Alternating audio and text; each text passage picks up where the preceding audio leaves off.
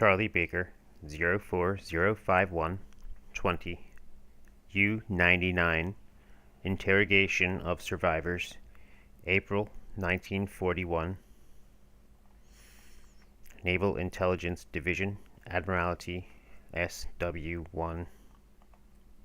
The following report is compiled from information derived from prisoners of war. The statements made cannot always be verified. They should therefore not be accepted as facts unless they are definitely stated to be confirmed by information from other sources. Table of Contents. Section 1. Introductory Remarks. 2. Remarks on the crew of U-99. 3. Early history of U-99. 4. Earlier cruises of U-99. 5. Last cruise of U-99. 6. Sinking of U-99. 7. Details of U-99. 8. Wireless telegraph. 9. Other U-boats. 10. U-boat losses. 11. U-boat bases. 12. U-boat construction. Appendices. 1. Extract from Report Book of Officer of the Patrol of the 2nd U-Boat Flotilla. 2. Translation of an article from Kieler Neueste Nachrichten of 17th December 1940. 3. Extract from German periodical Ran and Dein Feind. 4. List of crew of U-99.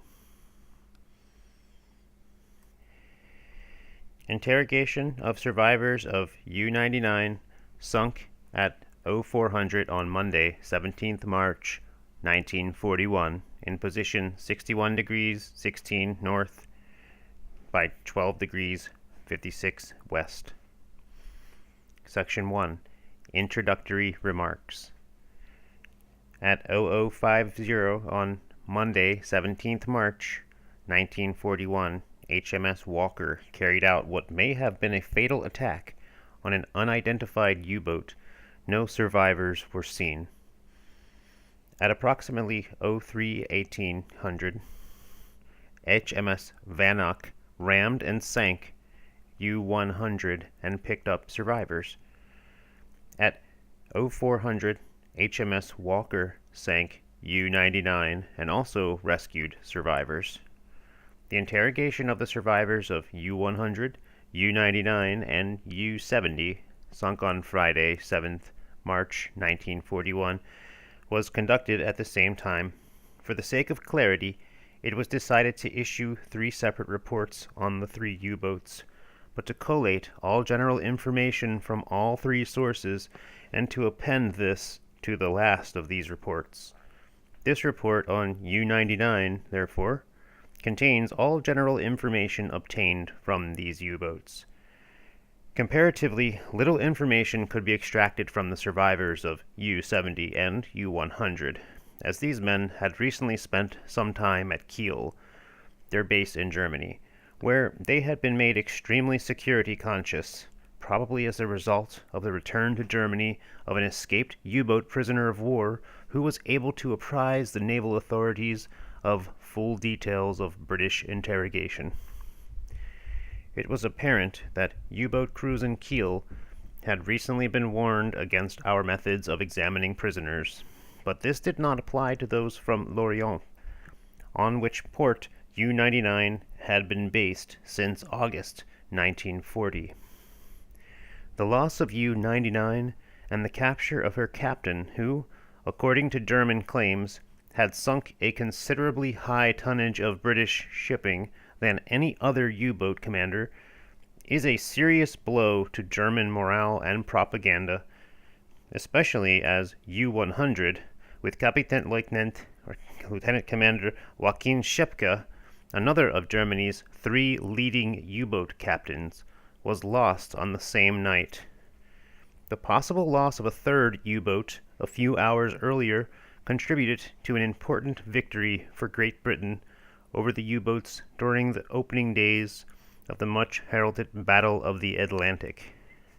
This report on the interrogation of the survivors of U-99 contains a number of amendments to statements on this U-boat made at earlier date by prisoners captured from U-32, sunk on Wednesday, 30th October, 1940. Section 2. Remarks on the crew of U-99.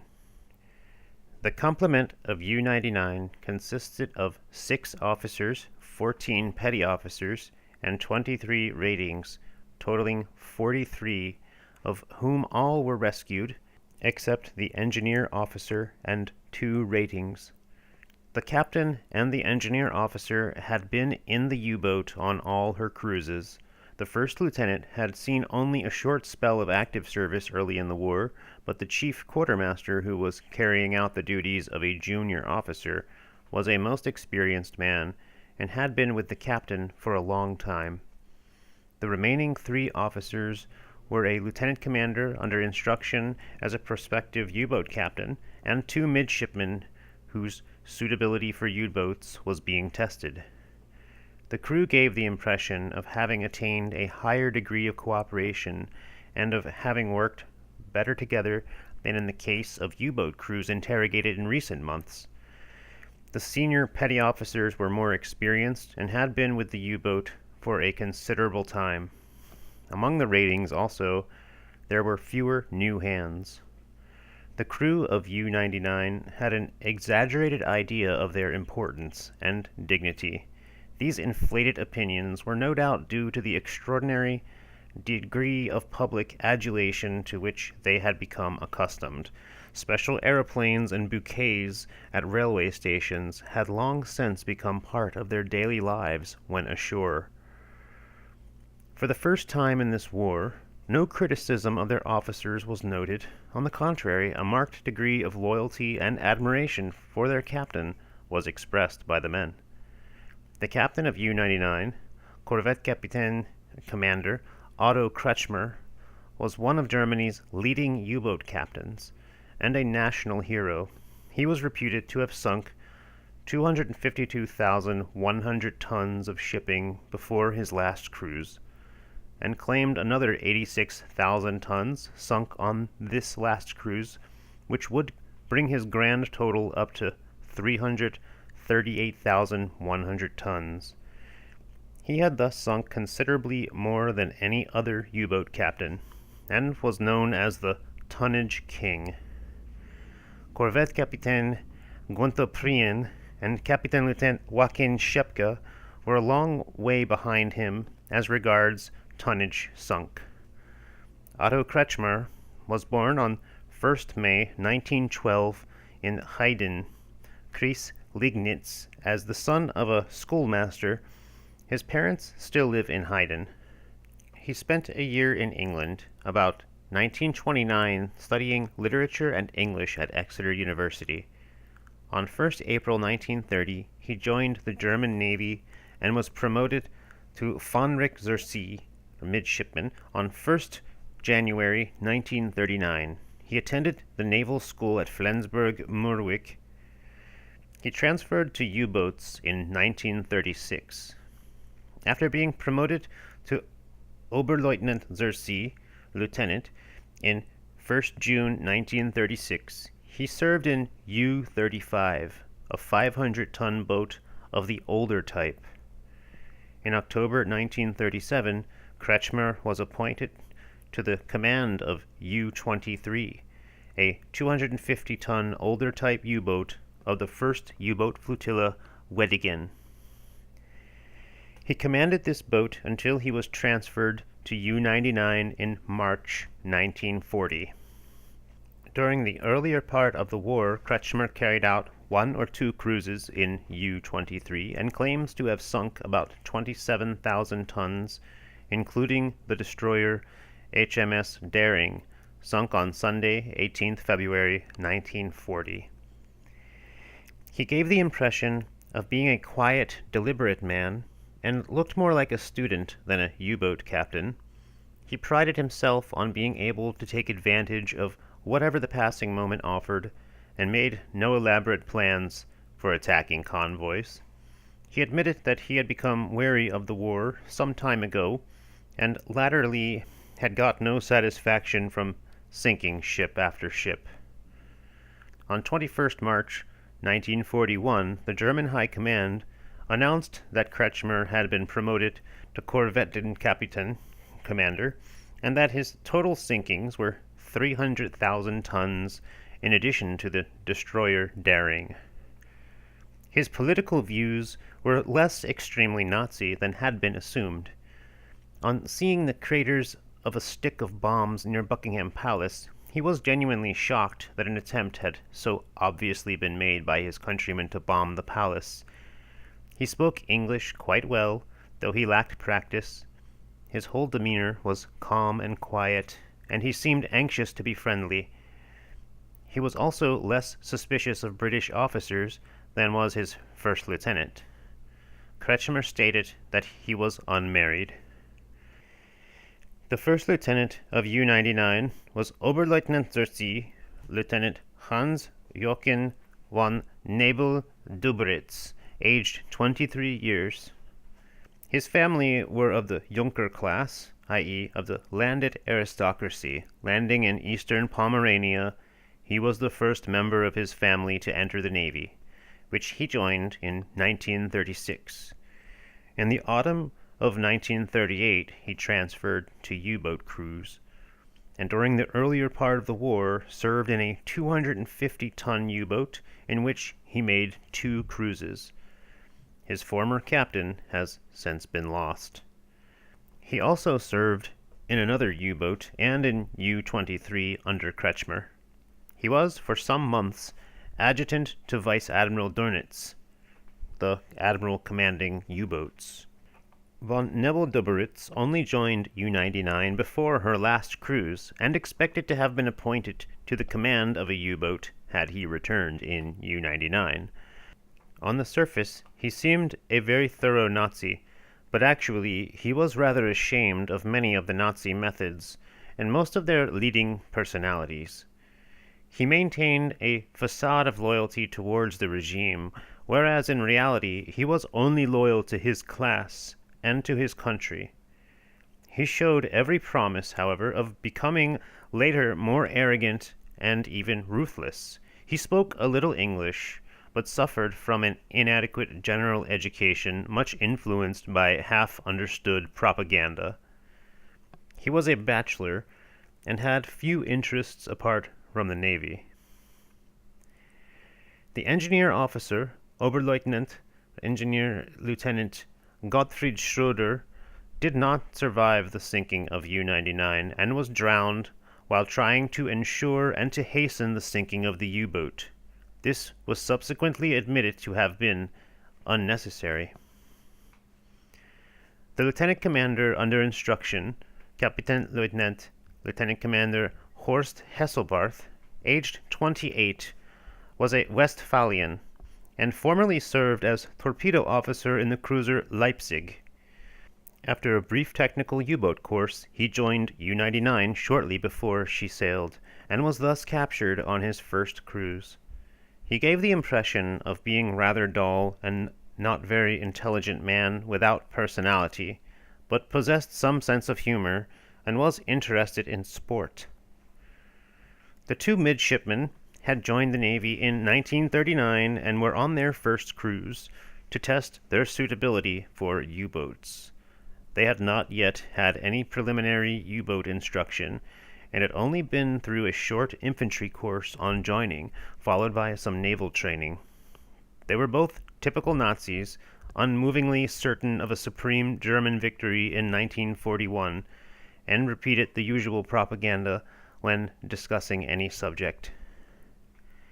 The chief quartermaster, Stab-Obersturmmann Heinrich Petersen, who was fulfilling the duties of junior officer in U-99, was an able and experienced man who had served in the Navy for many years.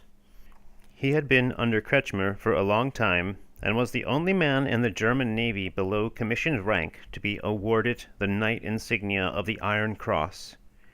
This dignity had gone to his head somewhat, so that at first he behaved rather arrogantly. Section 3. Early History of U-99. U-99 was an improved 500-ton U-boat laid down at the Germania Yard Kiel probably about June 1939, as she was sufficiently advanced by January 1940 for members of her future engine room personnel to be drafted to stand by during the final stages of construction. The engineer officer, Oberleutnant Gottfried Schroeder, was among the first to join the U-boat.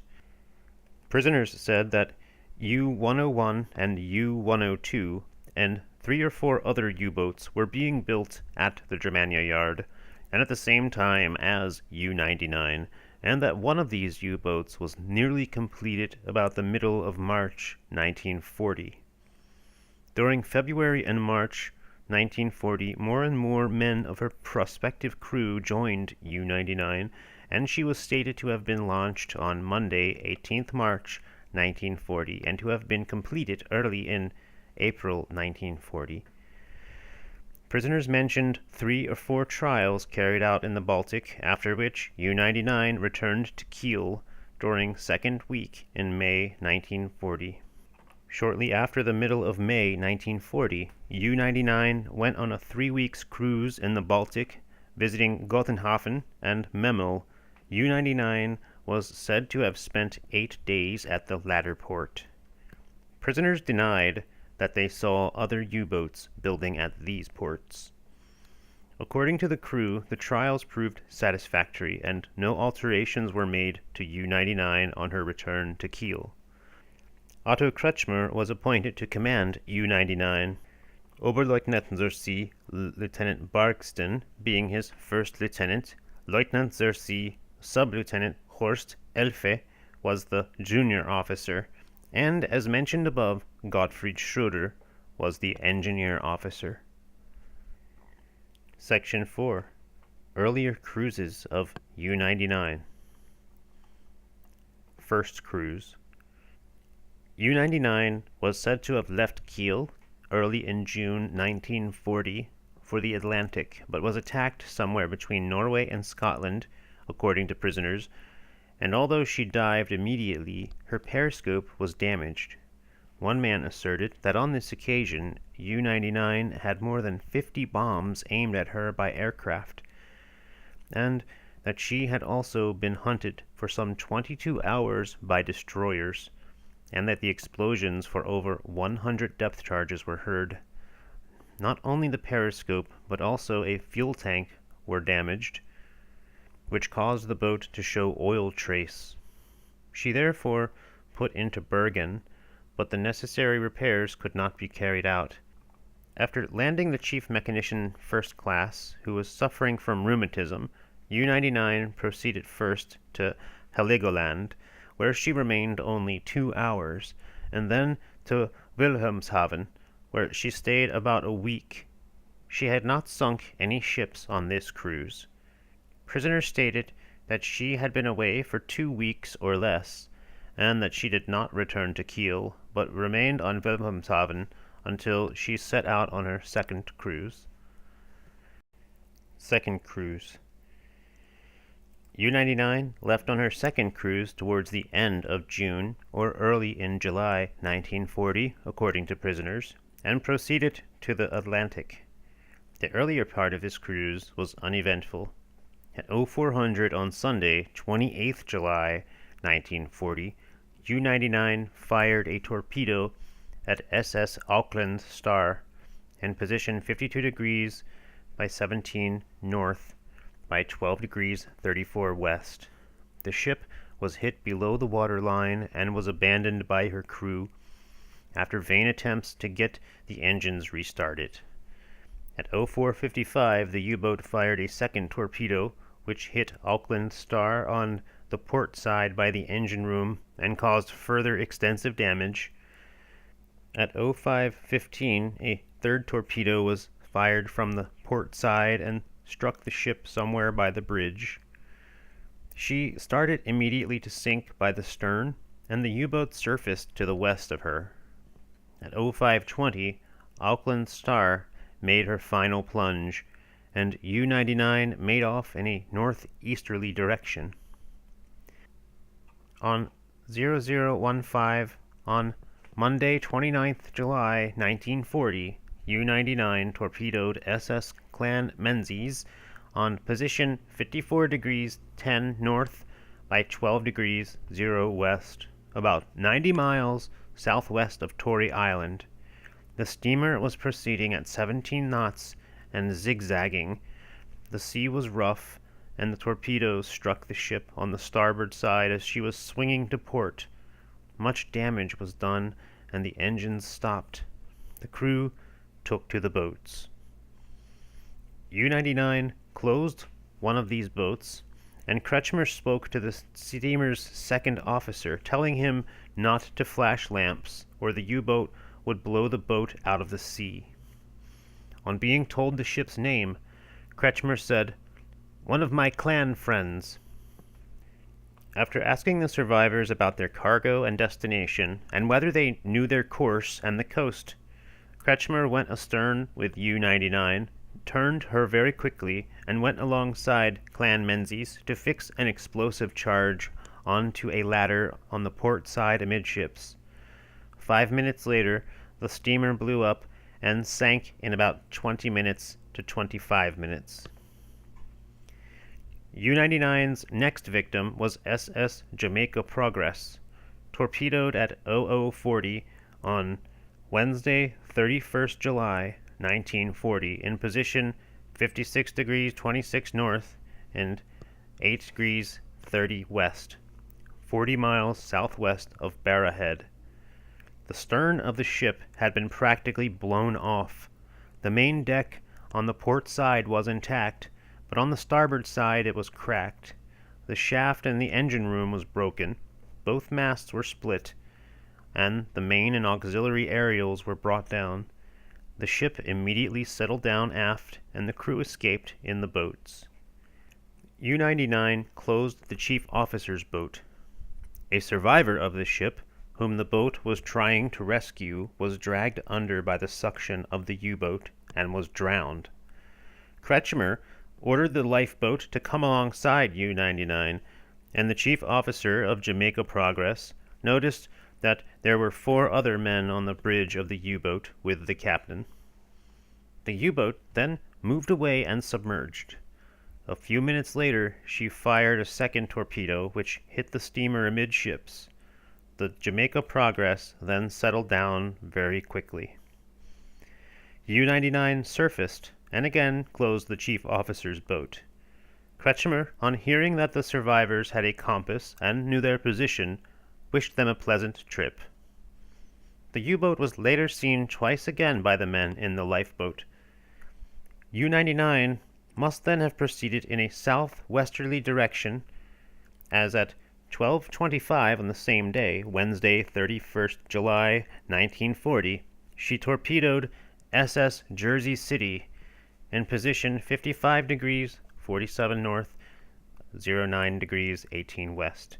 This ship was number 73 in convoy Oscar Bravo 191, escorted by HMS Walker and HMS Periwinkle. The convoy was zigzagging at 8.5 knots. The visibility was good with a smooth sea, but there was a nasty swell.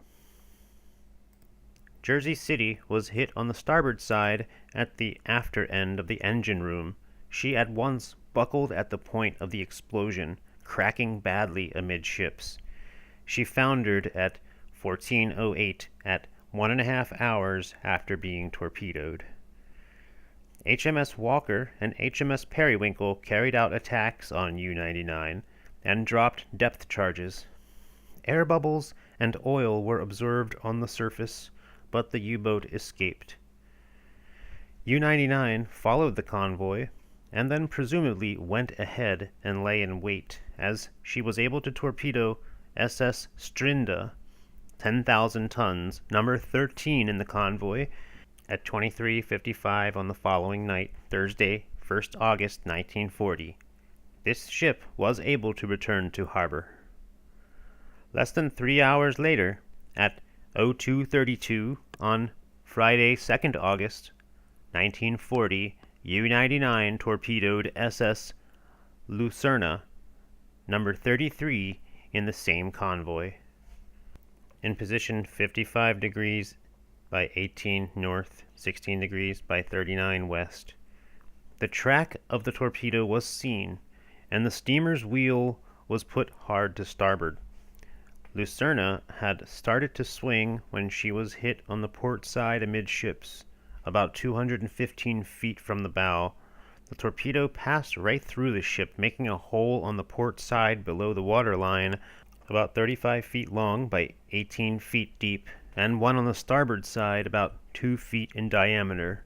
Lucerna was also able to return to harbor. 6 minutes after the above attack, at 02:38, U-99 torpedoed merchant vessel Alexia, number 52 in the convoy, on the port side right aft. The ship took an immediate list to port, and the Chinese crew abandoned ship in boats.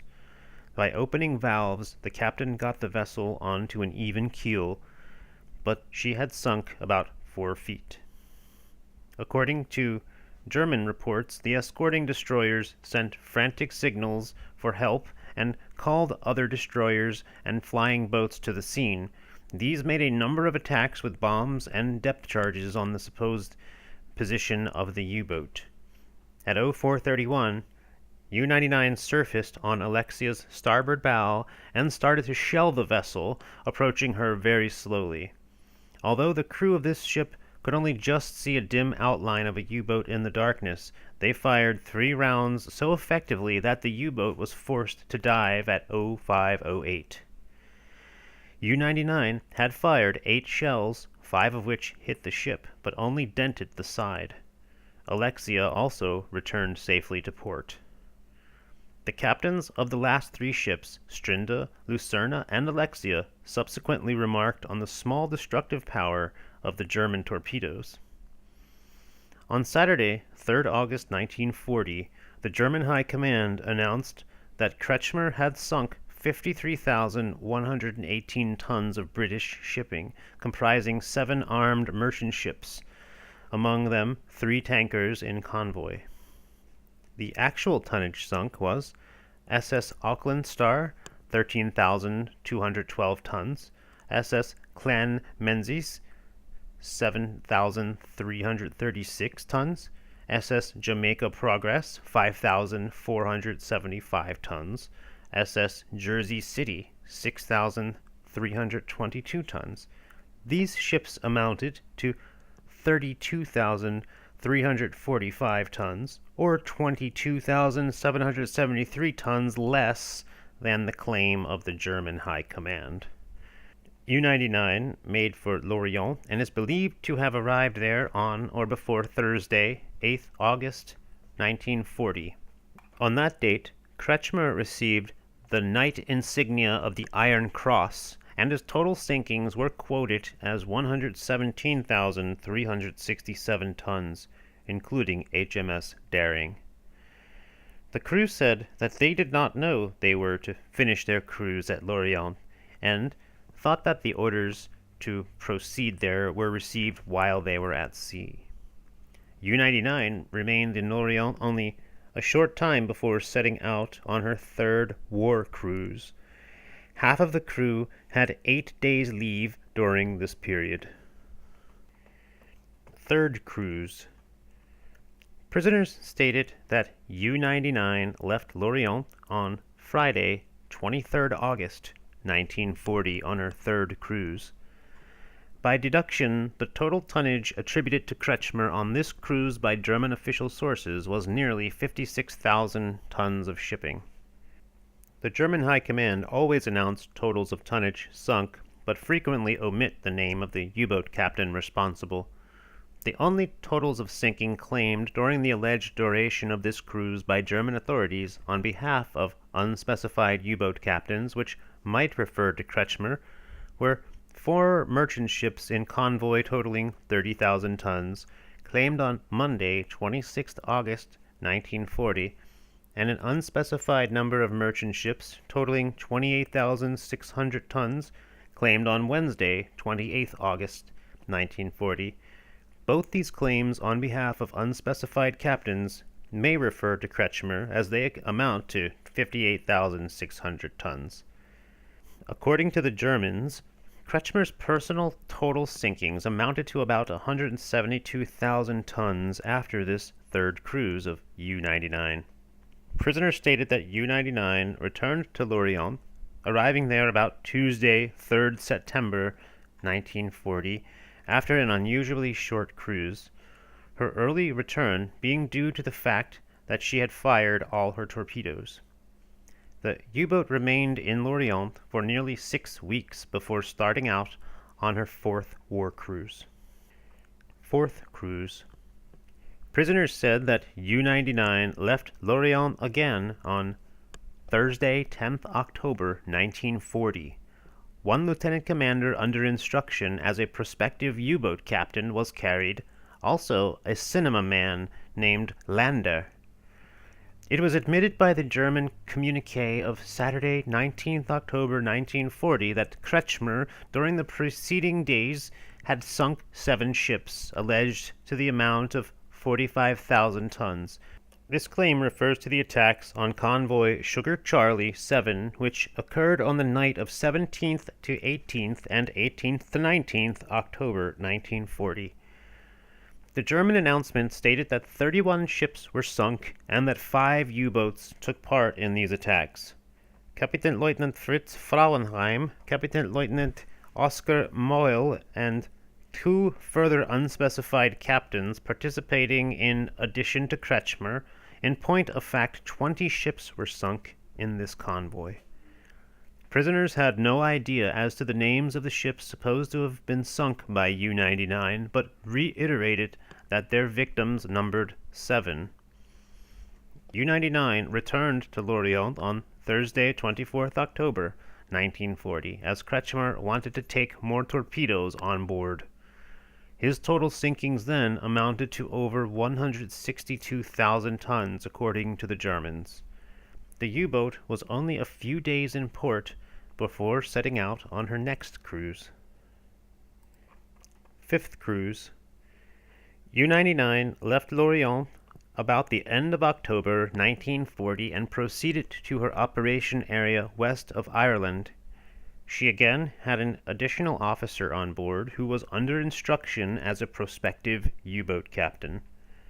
At 20:45 on Sunday, 3rd November 1940, U-99 torpedoed SS Casanare in position 53 degrees 57 north by 14 degrees by 15 west. The steamer was zigzagging at 14 knots and was hit on the port side of the engine room. She was abandoned later in a sinking condition. At 22:25 on the same night, U-99 sank HMS Lorient in the same area. The ship was struck by 2 torpedoes. The U-boat's cinema cameraman was said to have been called on the bridge by Kretschmer to photograph the sinking of this ship by the light of the star shells fired by the British. See Appendix 2 for a German press report on the sinking of HMS Lorient. Later, the same night, at 23:22, U-99 sank HMS Patroclus, also in almost the same position. This ship was hit by 7 torpedoes. On Monday, 4th November 1940, the German High Command announced that Kretschmer had been awarded the oak leaves to the Knight insignia of the Iron Cross, and that he had now passed the sinkings figure of 200,000 tons. Herr Hitler also sent a telegram of congratulations.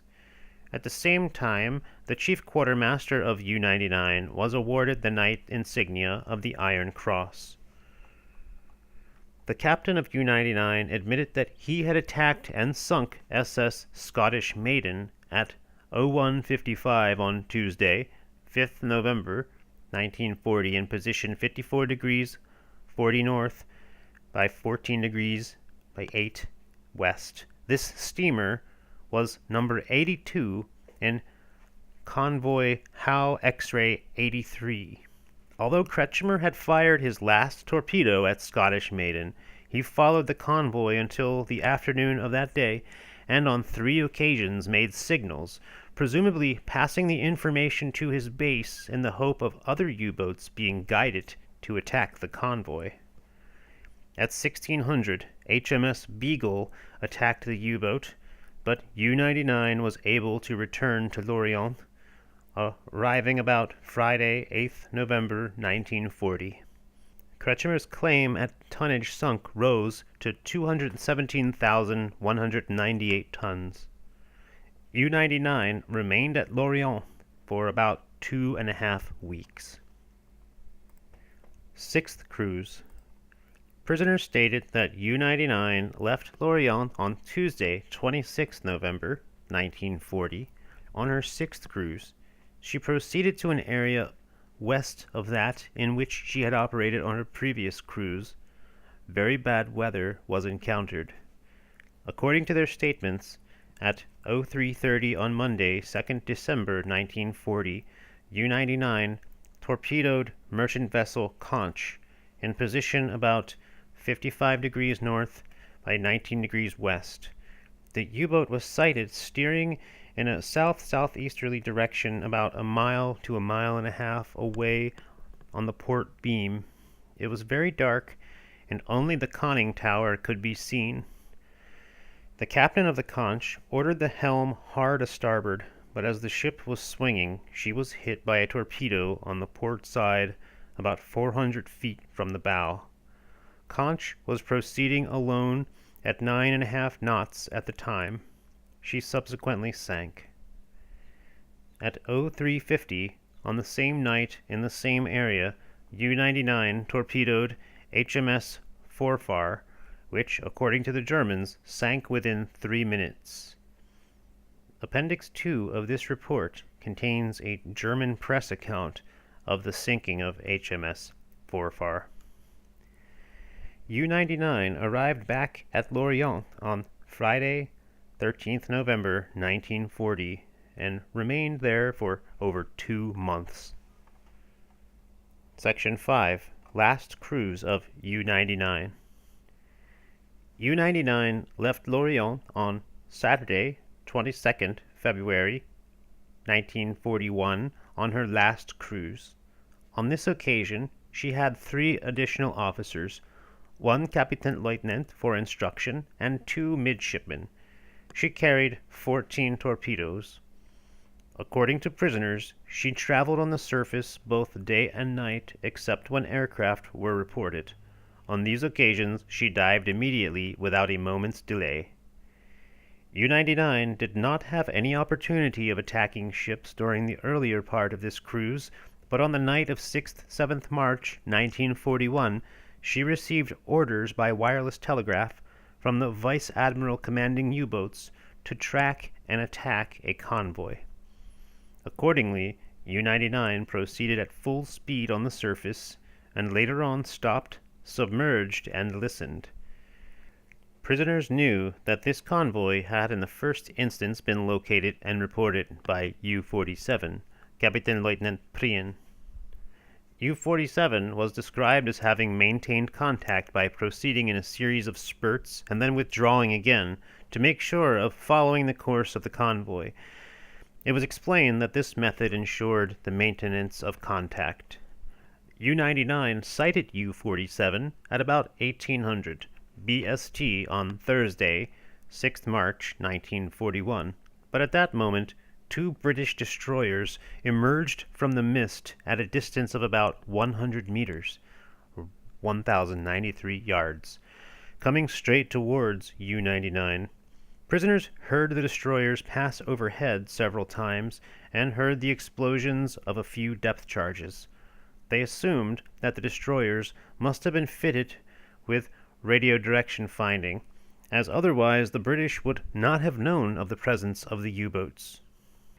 U-47 surfaced later and reported by signal being attacked with depth charges, but according to prisoners, she again attacked the convoy. U-99 remained submerged 3 or 4 hours, and on surfacing was able to locate and follow the convoy by means of the very lights which the ships were firing.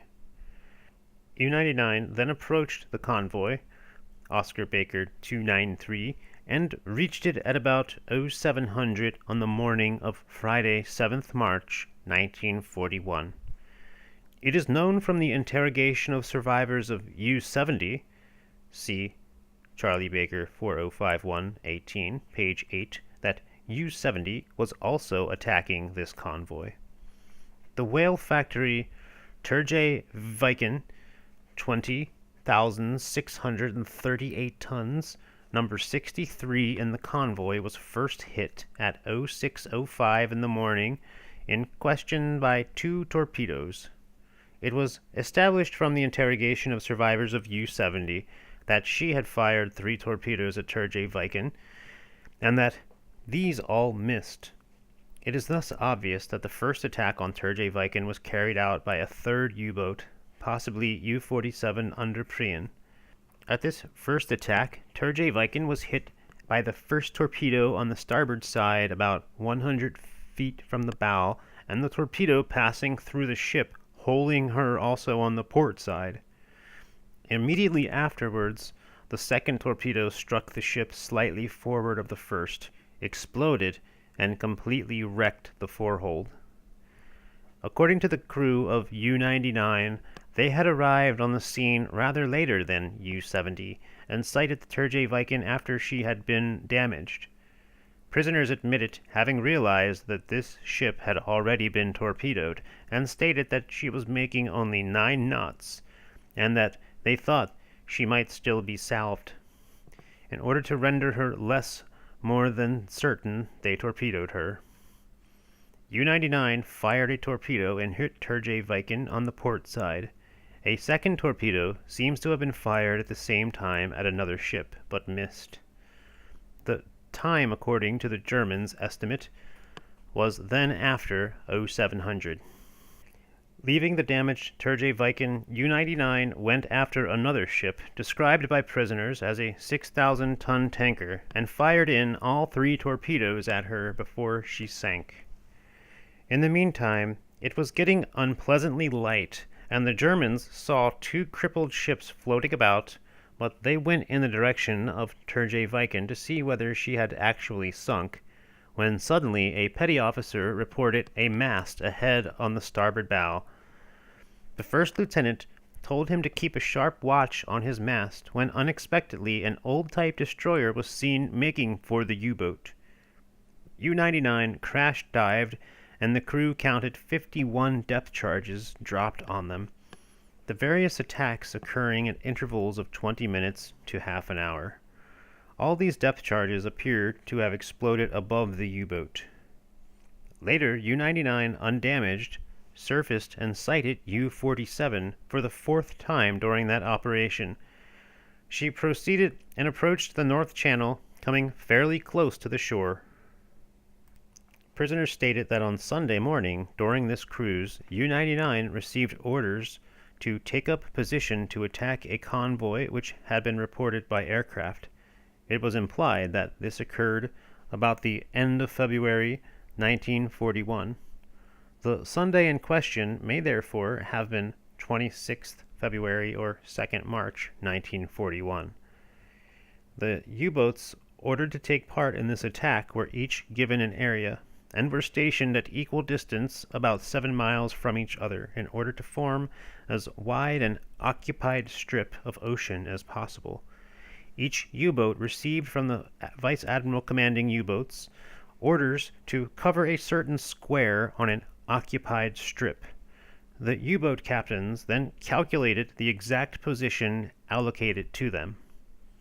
U-99 proceeded to and remained in her allocated position the whole day, keeping in contact with other U-boats. She was forced to dive 8 times by destroyers and Sunderland flying boats. The latter part of the cruise was uneventful until the last night, 16th-17th March 1941, when, according to survivors of U-99, a number of U-boats attacked an inward-bound convoy. Prisoners stated that apart from their own ship, U-boats taking part were U-100, Kapitänleutnant, Lieutenant Commander Schepke, U-110, under command of Kapitänleutnant Lemp, possibly the U-boat commanded by Corvette Capitaine Commander Rusing, and possibly also other U-boats. The first lieutenant of U-99 stated that the convoy had been reported by a U-boat as a homeward-bound convoy of about 50 ships, escorted by 2 destroyers. N.I.D. note: the convoy actually consisted of 41 ships, escorted by 5 destroyers and 2 corvettes. U-99 received orders too late to attack the convoy during the night of 15th-16th March, and therefore followed it the whole of Sunday, 16th March, 1941, until it was sufficiently dark to attack. The first lieutenant of U-99 claimed that his U-boat sank 6 ships, totaling 59,000 tons, from this convoy on the night in question. He said that the first ship torpedoed was a full tanker of 15,000 tons and was hit between the engine room and the tank space. He added that a sheet of flame shot out of the tanker, turning the night into daylight. N.I.D. note: the first ship reported to have been torpedoed on Sunday night, 16th March 1941, from convoy Howe X-ray 112 was the Norwegian tanker Firm, 6,593 tons, torpedoed in position 60 degrees by 59 north, 12 degrees by 36 west at 22:05. The second ship claimed by the German officer mentioned above was described as a tanker of 12,000 tons, but the target was not hit as squarely as their first victim. N.I.D. note: at 22:10, the British tanker Venetia, 5,728 tons, was sunk and is presumed to have been the ship in question. A third torpedo, fired by U-99 as she was turning, missed its mark. The next ship stated by the Germans to have been sunk by them was a freighter of unspecified tonnage. After that, they had professed to have sunk by torpedo another tanker of about 9,000 tons, which was right in the middle of the convoy. N.I.D. note: the British tanker Franche-Comte, 9,314 tons, was torpedoed at 23:24. She did not sink, but managed to reach port. She may be the ship believed by survivors of U-99 to have been their 4th victim. The first lieutenant of the U-boat stated that the 5th and 6th vessels sunk by U-99 were merchant ships. N.I.D. note: one of the merchant ships may have been the British SS J.B. White, 6,869 tons, torpedoed amidships on the starboard side at 00:02 on 17th March 1941. She was torpedoed again later and sank. By about 0300 on Monday, 17th March 1941, U-99's total sinkings claimed for this one night had reached 59,000 tons, and the total for the cruise was stated to be the record figure of 86,000 tons. U-99 had now no torpedoes remaining, so Kretschmer decided to return to his base. Section 6. Sinking of U-99. As U-99 was leaving the scene, the chief quartermaster sighted a destroyer and gave the alarm. U-99 crash-dived. About 0330, HMS Walker, in approximate position 60 degrees by 16 north, 12 degrees by 56 west, was circling HMS Vanek to give her AS protection while the latter picked up survivors from U-100, which she had rammed at about 0318. At 0337, Walker obtained contact quite close to where Vanek was stopped.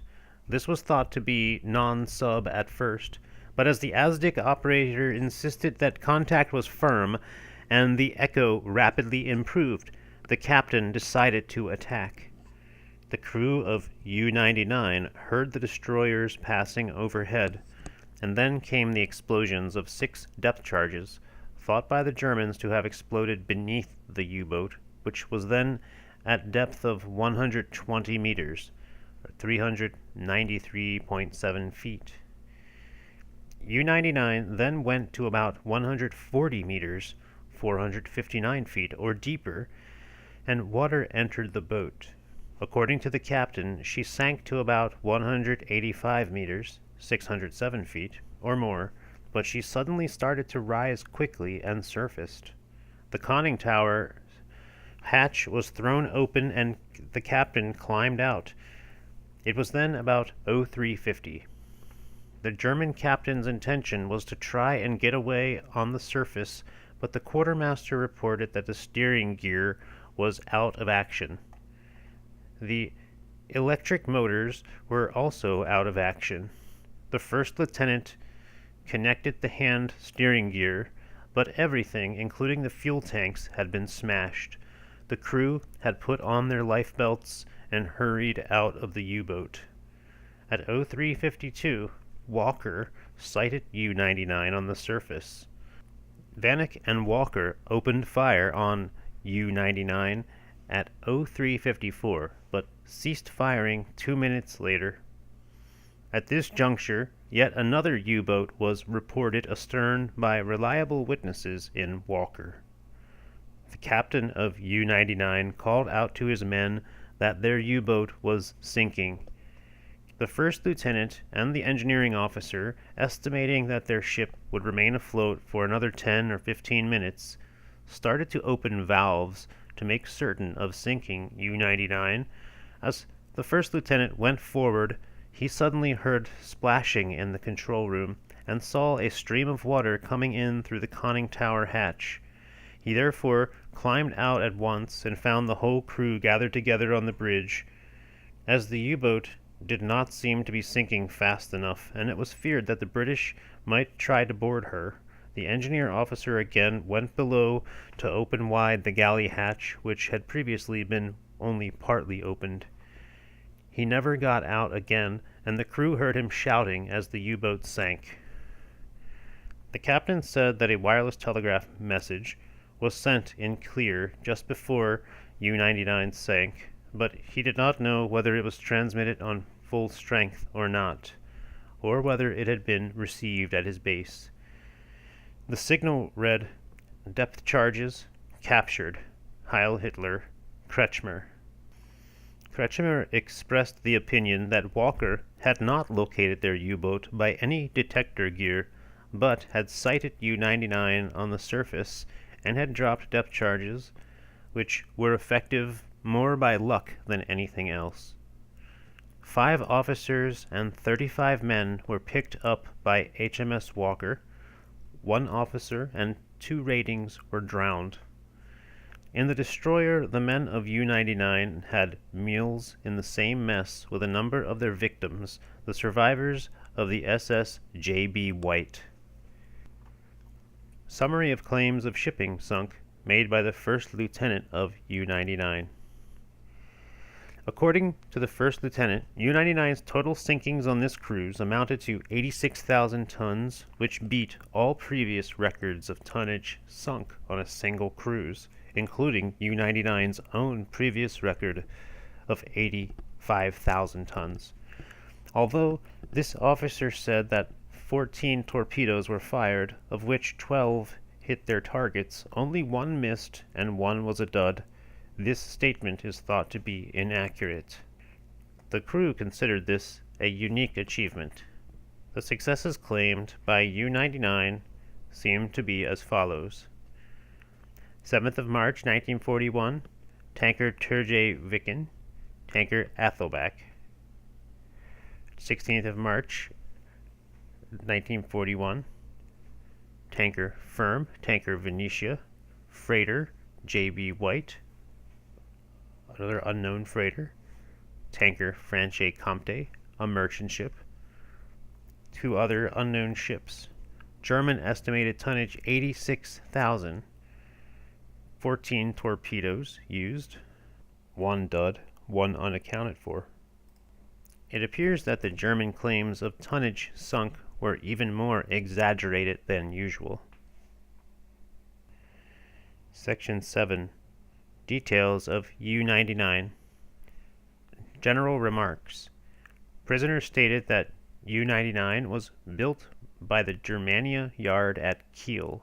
She was described as having displacement of 500 tons, but as being an improved type. Seaworthiness.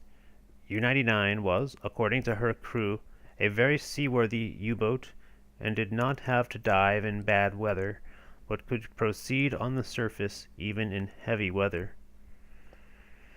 Horsepower of diesel engines. The diesels were said to develop 1,400 horsepower each.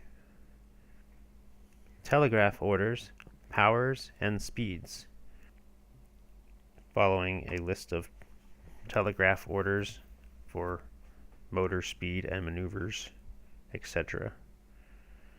Diving depth. U-99 did not usually dive deeper than 100 meters, 328 feet. Torpedoes. It appears that U-99 had 5 torpedo tubes, 4 bow tubes, and 1 stern tube. She was said to carry 14 torpedoes, of which 2 were stored on deck in special containers, 1 forward and 1 aft. Of the remaining 12 torpedoes, 4 were in the forward tubes, 1 in the stern tube, and 1 spare in the after compartment, 4 under and 2 above the floor plates of the forward compartment. The 2 torpedoes above the floor plates were stowed in the middle of the forward compartment, on which the crew stated that they used to sit. Prisoners said that on their last cruise and on only one earlier cruise were 14 torpedoes carried. On all other cruises, only 12 torpedoes were taken, the containers on deck remaining empty. Uso and Tusa. Uso, Unterseeboot Zieloptik, that is, U-boat aiming sight, was said to be the new name for Tusa, or Torpedo Unterseeboot Zielapparat, that is, U-boat torpedo aiming apparatus, and is an instrument for aiming torpedoes when on the surface at night. It consists of a pair of night binoculars mounted on a vertical tube on the bridge. This tube rotates on a graduated base, and a pointer attached to the foot of the column indicates the relative angle of the target. Detector gear. Prisoners denied that detector gear, S-Gerät, was carried. Emergency buoy. Prisoners said that no emergency buoy was carried, and that in the event of an accident they would not be able to mark their position in any way. Device. U-99 had 3 horseshoes fixed to the conning tower. The story of how this device was acquired is told in Appendix 3 in the translation of a German press report. Section 8. Wireless telegraph. U-boat communications. A. No dummy messages are made from sea. B. Sonic telegraphy is not used for intercommunication between U-boats, as it can be detected even with the most primitive listening gear. C. According to one statement, a message in clear was made by a U-boat during the engagement, which led to her destruction. It contained details of tonnage sunk. There is no evidence to show whether this is an established practice in similar circumstances, but so far no such message has ever been heard. D. Weather reports are, so it was stated, made by U-boats every day between 2300 and 0300 Greenwich Mean Time. Normally, they are sent at about 0100 GMT. E. There appears to be some dissatisfaction with wireless transmission discipline of inexperienced U-boat commanders who were said to make too many signals, thereby often compromising the whole action.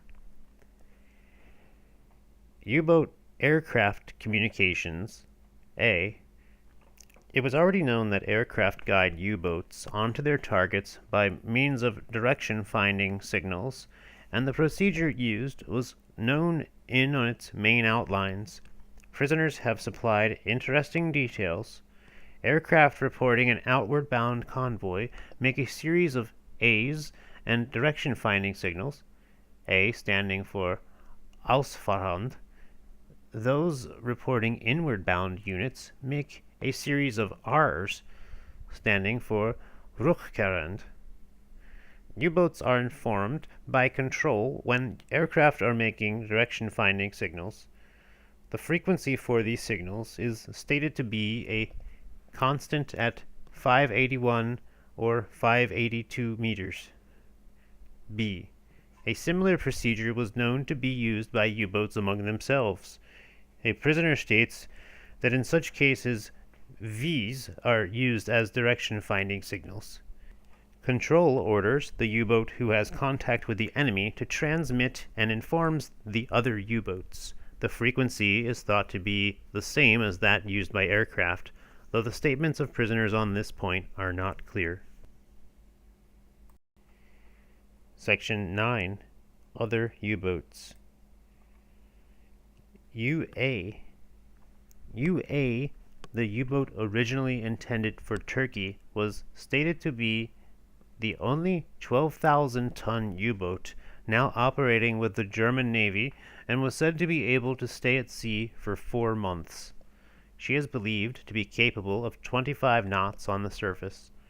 This U-boat had never been seen in Lorient by prisoners. U-4. U-4 is known to have been a training boat during the early part of 1940. U-5.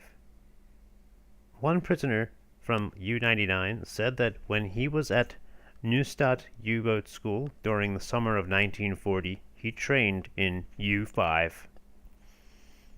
U-7. U-7 is stated to have been a training boat at Neustadt, and during April 1940 was commanded by Oberleutnant zur See, Lieutenant Schrott. Oberleutnant zur See Heidel was said to have commanded U-7 during the last months of 1939. U-7 took part in the Norwegian operations, but according to prisoners, did not sink any ships on that undertaking. Schrott was said to have been still in command of U-7 in October 1940. U-20. A prisoner stated that during his period of training at the U-boat school Neustadt from February to June 1940, he served in U-20 under the command of Lieutenant Commander von Klott-Heidenfeld. In June of that year, von Klott-Heidenfeld left U-20 to take command of a new U-boat, probably U-102, and did not return from his first war cruise. U-24. One petty officer from U-70 said that during the Norwegian campaign he served in U-24 under Lieutenant Commander Udo Heilmann. They left for a cruise towards the end of the campaign, but did not fire a torpedo, nor did they carry munitions. U-24 is said to have been out on patrol until recently, still under Heilmann, but it is thought that he is now waiting to take over the command of a new boat. U-30. U-30 is said again to be a training boat. U-37. A petty officer who had formerly served in U-37 said that this U-boat had made a cruise to the Mediterranean before the war, but did not enter any Spanish port. A survivor of U-100 who had friends in U-37 stated that the latter had carried out a cruise to the South Atlantic towards the end of August or early in September 1940. The crew were said to have been equipped at Lorient with tropical gear for this cruise. U-37 is known to have been in Lorient on the 21st February 1941. It is not known whether Kapitänleutnant, Lieutenant Commander Orn, is still in command. U-46. There is some confirmation that U-46 is still commanded by Oberleutnant zur See, Lieutenant Engelbert Endras. U-46 was stated by several senior petty officers of U-99 and U-100 to have been in Kiel for about 3 months, undergoing repairs to damage caused to her bows by an aircraft attack sometime in September or October 1940 in the North Sea. One prisoner believed that one of U-46's tanks had been badly damaged and that several of her crew had been killed. The U-boat was said to have stopped at Bergen on her way back to Germany. She was still in Kiel in February, according to this prisoner, but was due to leave on a war cruise during that month with Endras in command. The German High Command communique of 4th April 1941 claimed that the U-boat commanded by Endras had recently achieved notable status in the sinking of British shipping. U-47. No very definite information regarding U-47 or Prion since November 1940 was available until recently. It was said that U-47 was attacked by aircraft somewhere between the Shetland Islands and southwest Norway in November, and that a direct hit was obtained on the conning tower. This gave rise to the report that, although U-47 reached port, her commanding officer was either wounded or killed. It has been since established that Prion was not killed by this aircraft attack, but should he have been wounded, it is possible that he was landed at Trondheim, and the U-47 was brought back to Kiel by the first lieutenant. A prisoner captured from U-99 said that in December, when he was in Kiel, Prion arrived at that port by air, possibly from Norway. The most likely explanation of Prion's inactivity from the end of October 1940 until 19th February 1941 is that U-47 had been undergoing an extensive refit at the Germania yard at Kiel. A German Air Force officer recently captured claimed that his squadron KG-100 stationed at Vannes near Lorient had adopted Prion's U-boat. According to this prisoner, members of his squadron often escorted Prion in and out of Lorient harbor, and on returning from a cruise, Prion usually sent a telephone message to the squadron. An officer of U-99 stated that U-47 under Prion left Lorient on 19th February 1941. This statement has been confirmed, and it can thus be accepted that whatever U-47 and Prion may have been doing meanwhile, they were definitely at Lorient in February 1941. After leaving Lorient on 19th February, U-47, with Prion in command, carrying an additional officer under instruction as a prospective U-boat captain, proceeded to her patrol area in the northwestern approaches. According to Kretschmer, U-47, in collaboration with U-99 and U-70, took part in an attack on convoy Oscar Baker 293 on the night of 6th-7th March 1941, during which U-70 was sunk. Prion was the first to report this convoy and was believed to have achieved some success.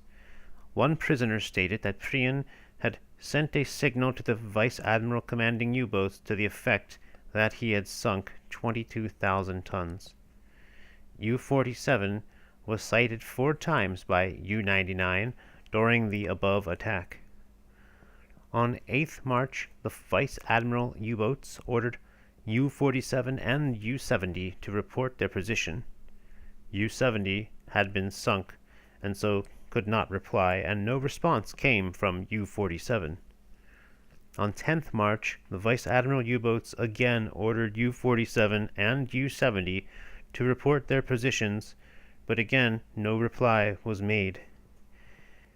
On 11th March, at some period during the day, U-99 picked up an unintelligible and very indistinct short signal, sent apparently from some other U-boat, with a defect in her transmitting set, such as U-47 was known to have had on a previous occasion. Some members of U-99's crew believed that this indistinct signal could have been sent by Prien. There is no news of U-47 having returned to harbor. HMS Wolverine made an attack on a U-boat at 0010 on 8th March 1941 in approximately 60 degrees 40 north and 19 degrees 25 west. It seems reasonable to hope that this attack may have resulted in the sinking of U-47. The fact, moreover, that Prien was promoted to corvette capitaine, a commander, on 19th March, several days after he had failed to reply to the signals from the Vice Admiral of U-boats, may indicate that the German naval authorities believed him to be a prisoner of war, as they did in the case of Kretschmer, who was promoted to corvette capitaine some days after U-99 was sunk. U-48. According to German statements, U-48 had sunk a greater tonnage than all other U-boats with a total of 308,000 tons. U-99's latest total claim was not then available. U-48 was originally commanded by Lieutenant Commander Herbert Vati Schultz until June 1940, when, owing to illness, he was relieved by corvette capitaine Commander Rusing.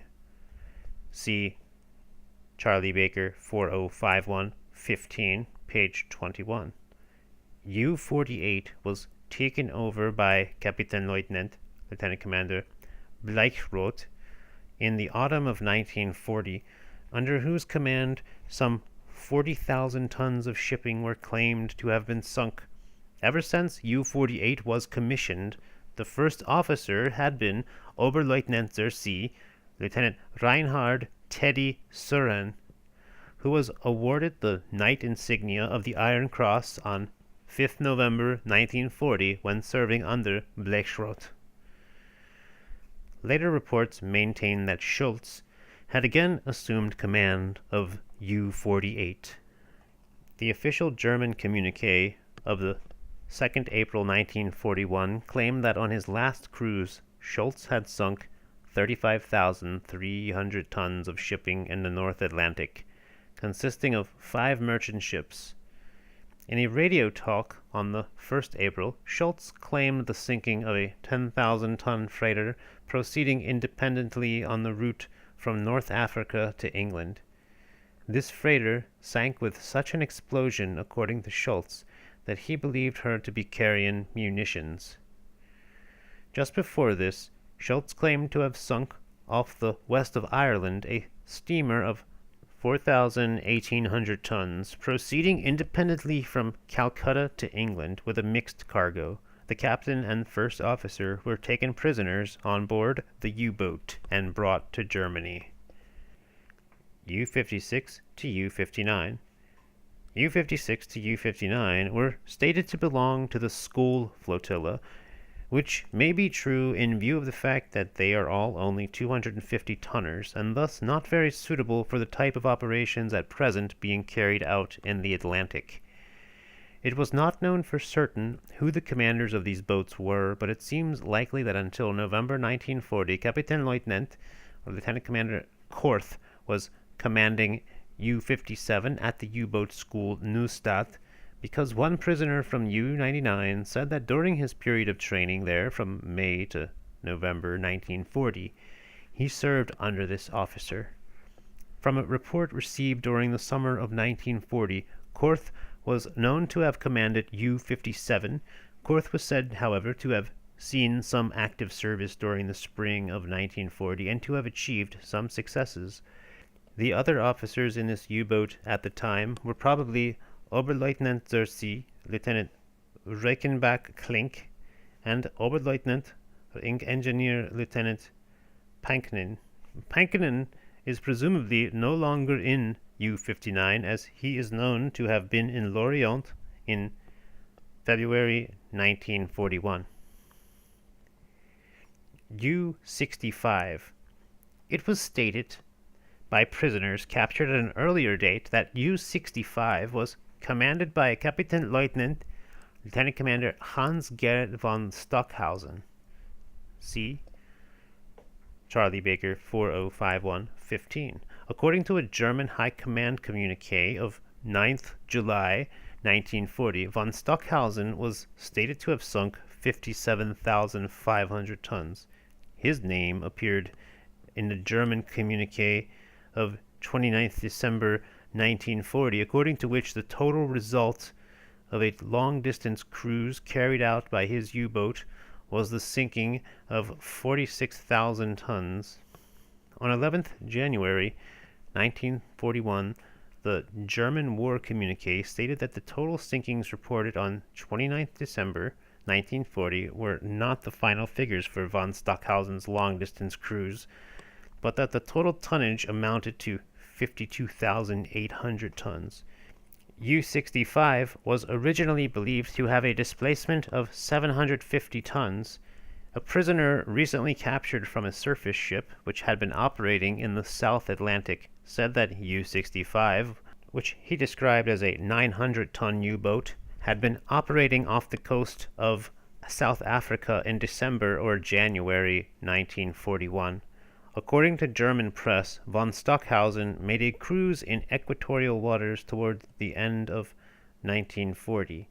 An officer of U-76 stated that von Stockhausen had been operating off Gibraltar in U-65 or in a still larger U-boat, and that the cruise had lasted about 3 months.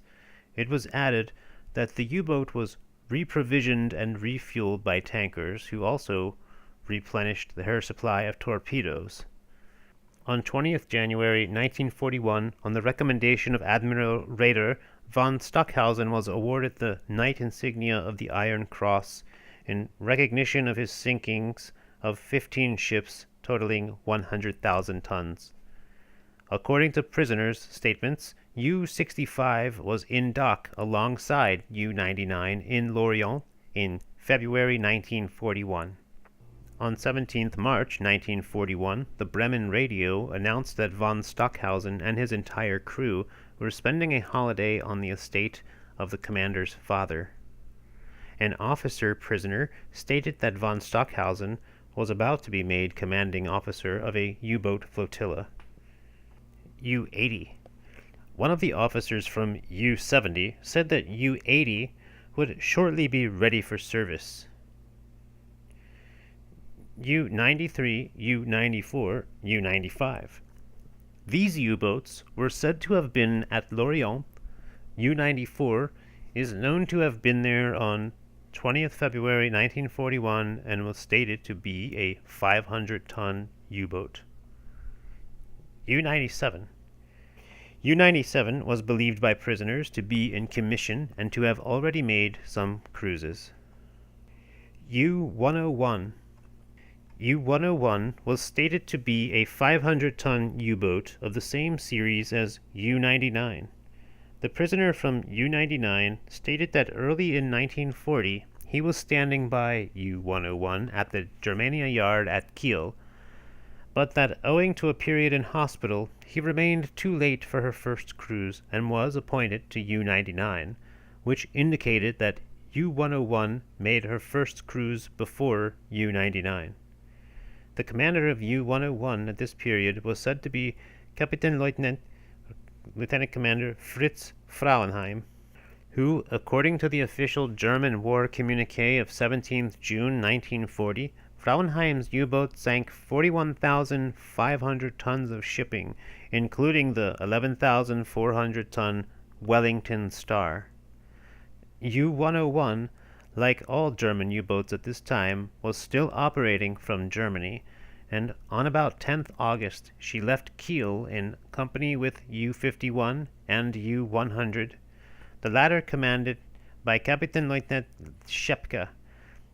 It is probable that after this cruise, U-101, like U-100 and U-99, used Lorient for a base, whence she carried out some very successful patrols. The German war communique of 3rd September, that is to say approximately 3 weeks after U-101 left Kiel, stated that Frauenheim sank in his last cruise 58,010 tons of merchant shipping, consisting of 11 vessels, and seriously damaged a heavy cruiser, and that, to achieve this, Frauenheim had to penetrate a strongly guarded coastal area, and furthermore, nearly all the ships sunk were in convoy. For this achievement, Frauenheim received the Knight insignia of the Iron Cross. The next mention of Frauenheim's boat appears in the German war communique of 19th October 1940, where he is alleged, together with the U-boat captains Kretschmer and Moyle, and 2 others unnamed, to have shared in the sinking during the preceding days of 31 vessels of a total of 173,650 tons, 26 of which were out of heavily guarded convoys. Frauenheim, with 51,000 tons to his credit, had the lion's share of this attack. U-101 is believed to have arrived at Lorient in 20th February 1941. U-110 is said to be a U-boat of about 900 tons, and her commander was said to be Kapitänleutnant Lieutenant Commander Dritz Julius Lemp.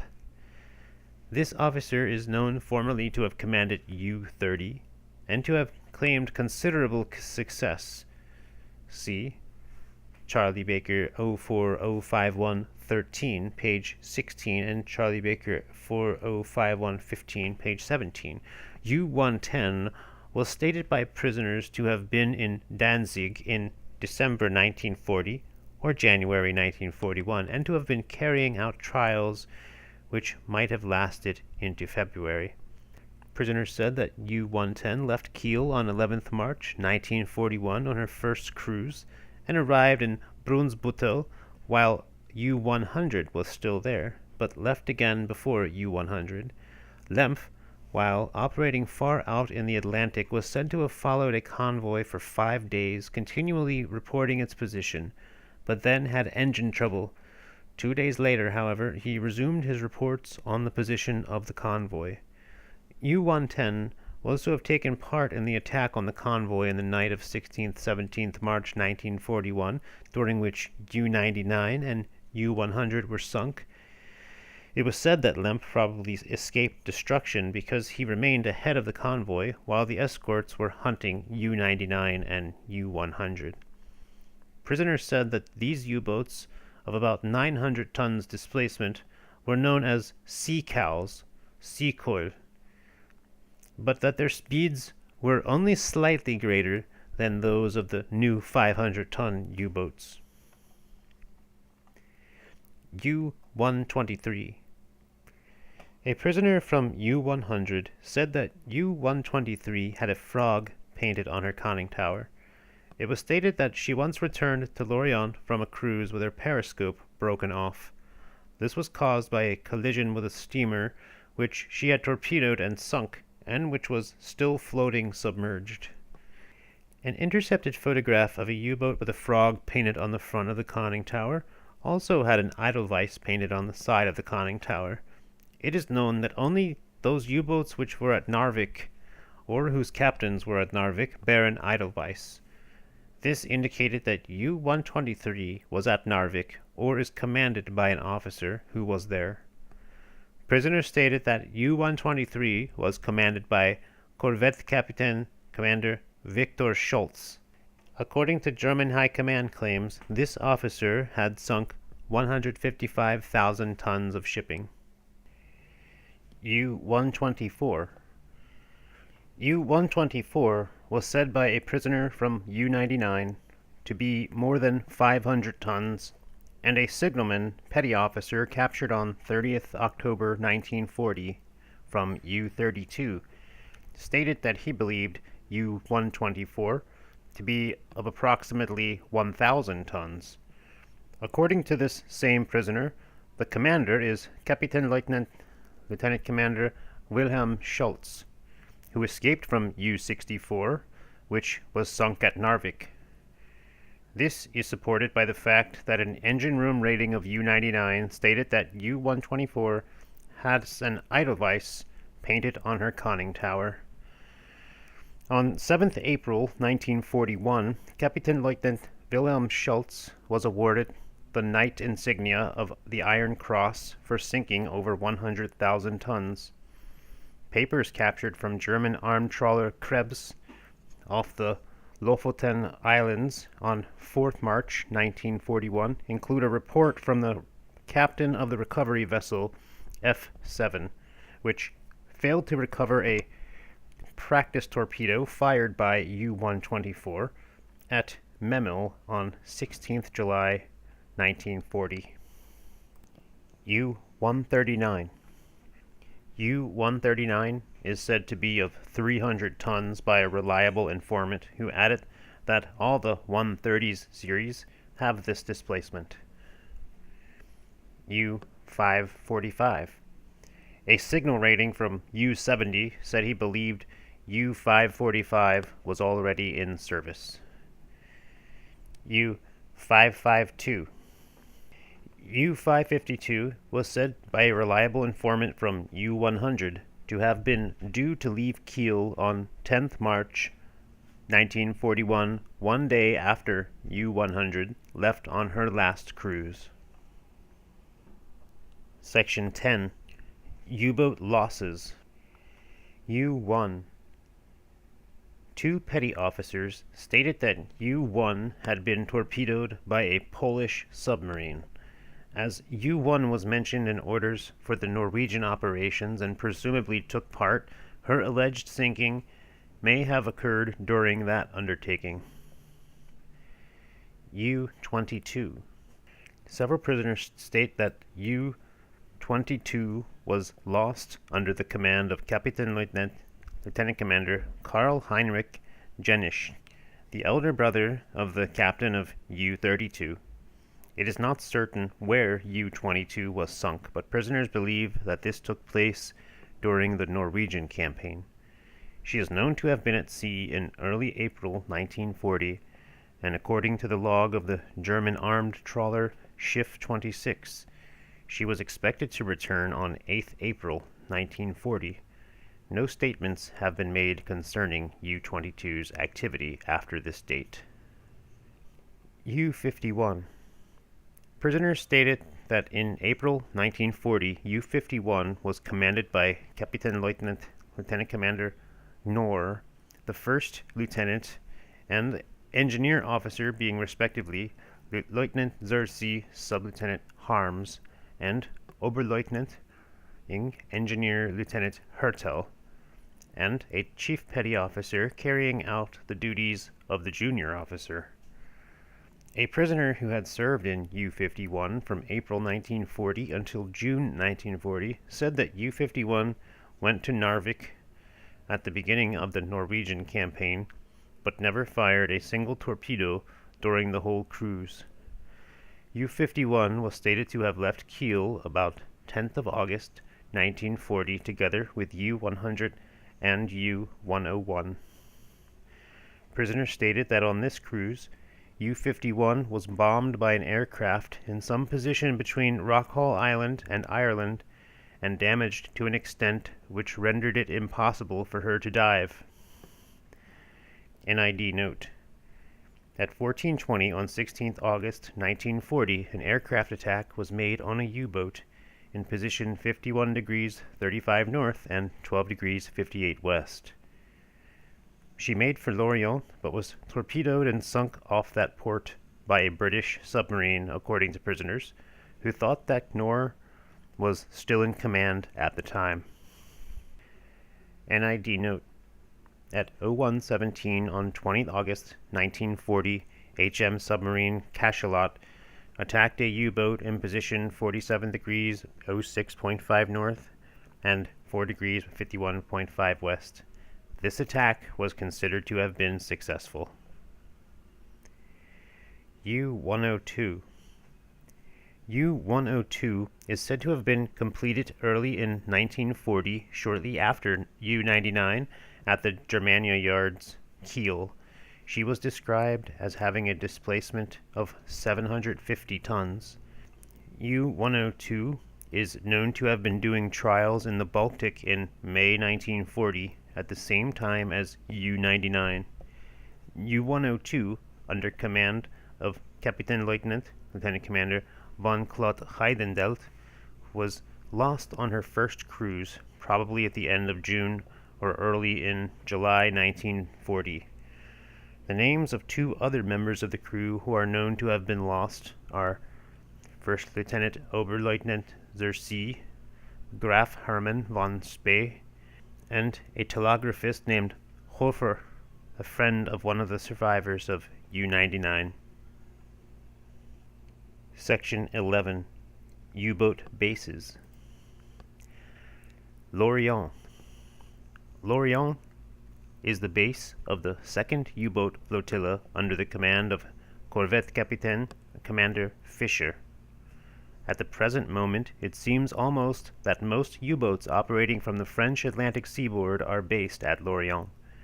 This port is being developed into an important harbor. To achieve this object, there was said to be a great number of workmen from the TOT building organization and the NSKK, National Socialistic Kraftfahrerkorps, National Transport Corps. They have apparently been in Lorient since last September and are working day and night. It was not ascertained what constructions were actually in progress. Most prisoners denied knowledge of concrete tunnels being built to shelter U-boats, though one informant, more willing and reliable than the others, said that the Germans were intending to build such concrete shelters as was being done in Heligoland and other German harbors. In the dock, a partition is being built so that two U-boats can use it simultaneously. The French workshops and repair yards were said to have been considerably improved, and it was stated that work could now be carried out on U-boats in Lorient, which some while ago would have necessitated a journey to Kiel or Wilhelmshaven. No reliable information could be obtained regarding the situation of the torpedo store in Lorient, but one informant said that torpedoes were loaded onto a platform between the old French building slips, just above the Pont du Cauldron in river bank opposite the town, as well as by means of barges. The senior officers, with or without wives, live in villas in the neighborhood. U-boat lower deck personnel live in barracks behind the Place à las Lorraine in the arsenal, which is situated at the town bank of the Scorfe River. Until sometime in January 1941, crews took their meals in the Hotel Beam Séjour. But following an air raid when the windows were broken and some damage caused to the hotel, crews have had their meals and slept in their barracks or in the arsenal. The town of Lorient has suffered considerably from air raids, and there is some record of damage having been inflicted on naval personnel. In late September, 40 casualties were admitted, and on another occasion, 20 U-boat men were said to have been killed. The Pont du Cauldron was once partially damaged by a bomb, but was soon repaired. A dock containing a U-boat was said to have been hit by a bomb, but no damage was caused to the U-boat. During an air raid, U-boats lying in the harbor do not trim down, according to the prisoners, but they are camouflaged with netting, and only the watch stays on board, the remainder being supposed to go to air raid shelters. Should any lights be shown in the town, the troops on guard immediately fire at the offending windows. The civilian population of Lorient seems on the whole to be very subdued, and no instances of large-scale organized sabotage were mentioned. The French women in particular seemed to adopt a friendly attitude towards the Germans, who would like to mix much more freely with them were they not forbidden. On the whole, it was said, the Germans were well behaved in their dealings with the French population, but there had been several instances which indicated that the French women, because she was considered racially inferior to her German counterpart, could be treated as a prostitute who existed only for the benefit of the German when he was away from home. The Frenchman in Lorient was said to keep himself aloof from the Germans. Some of the French workmen were discovered as having taken every opportunity to sabotage German efforts. An instance was recorded not long ago when a dismissed Indo-Chinese dockyard worker opened fire on the men on watch in the conning tower of Prien's U-boat. Other instances were said to have occurred, but there were no statements of any large-scale organized sabotage. Prisoners said that occasionally German guards were found at night with their throats cut, and the bodies of 2 of these guards were discovered at low tide. The German method of retaliation to such outbreaks was said to be the shooting of 40 Frenchmen indiscriminately. Great efforts are known to have been made by the German naval authorities to keep the U-boat crews physically and morally fit. Food was said to be good in Lorient, though rations were not as generous as when the submarine was actually on patrol. As in Norway and in other occupied territories, precautions are taken to keep the men free from venereal disease.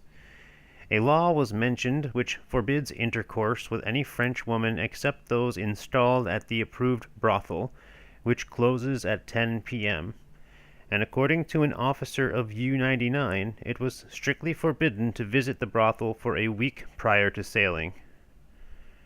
Prisoners alluded to entitlements in the town, such as cinemas and theaters, but said that no dancing was permitted, and though drinks of all kinds could be obtained, the prices were nearly double than they were in September 1940.